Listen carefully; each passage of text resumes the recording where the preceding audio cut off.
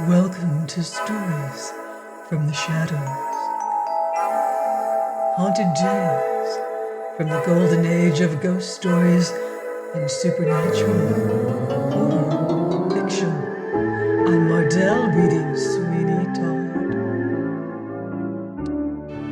Todd. Chapter 4. Seated in a neat little parlor at the back of the spectacle maker's shop were Mr. Oakley and his beautiful daughter, Joanna.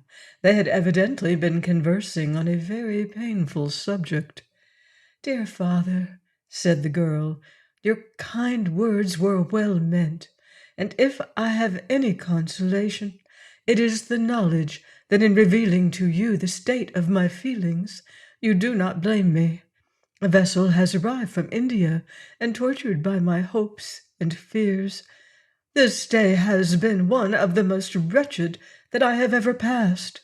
Not even 2 years ago, when I parted with Mark and Jestry, did I feel such a pang of anguish as now fills my heart when I see the day gliding away and the evening creeping on apace, without word or token from him." Her father tried to console her, but she wept such bitter tears as only such a heart as hers can know when it feels the deep and bitter anguish of desertion. At this moment her mother entered.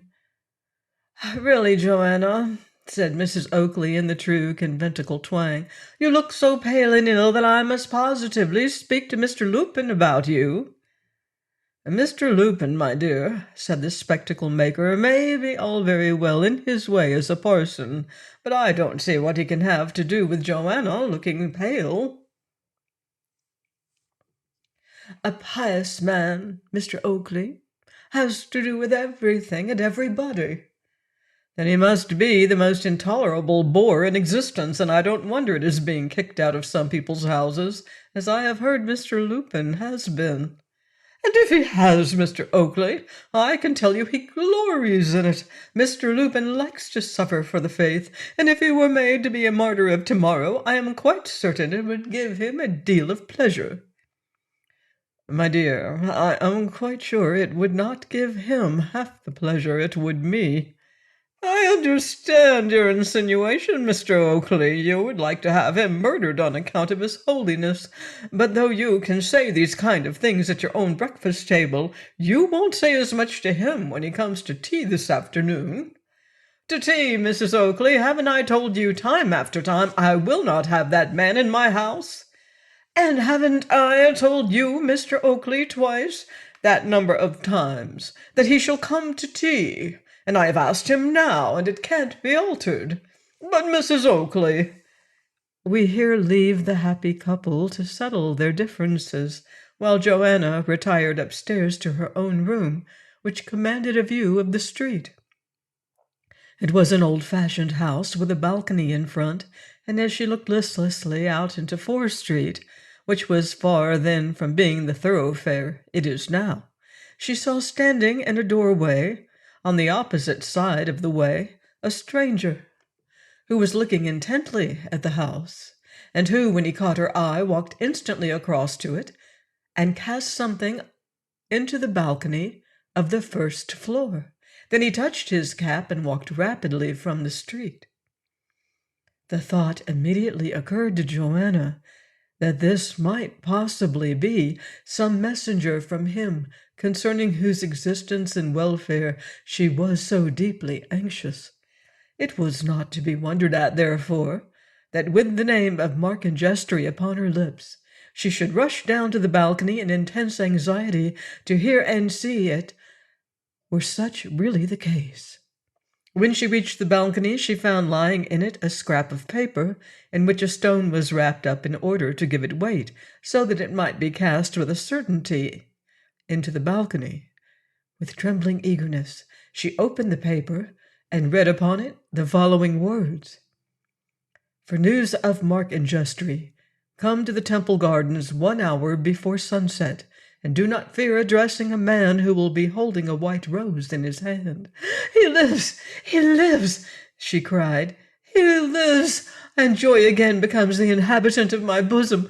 Oh, it is daylight now and sunshine, compared to the black midnight of despair.